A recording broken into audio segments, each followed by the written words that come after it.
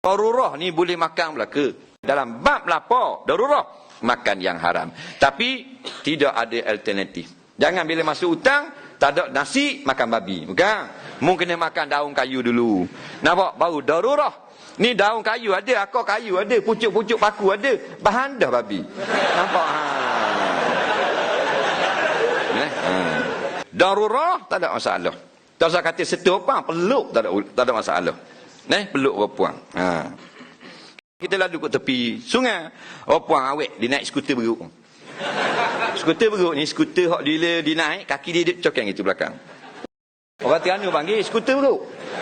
Jadi kona-kona lepas jatuh dalam tali air. Help me, dia pun panggil. Kita ni pandai berenang.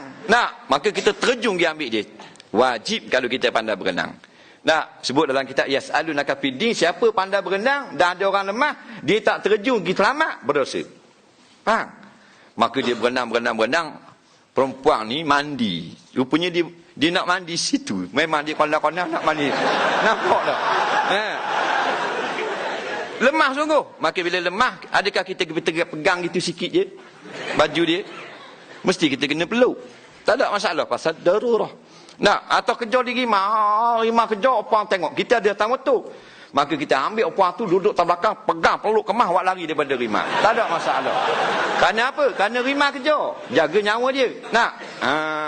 Ini panggil darurah.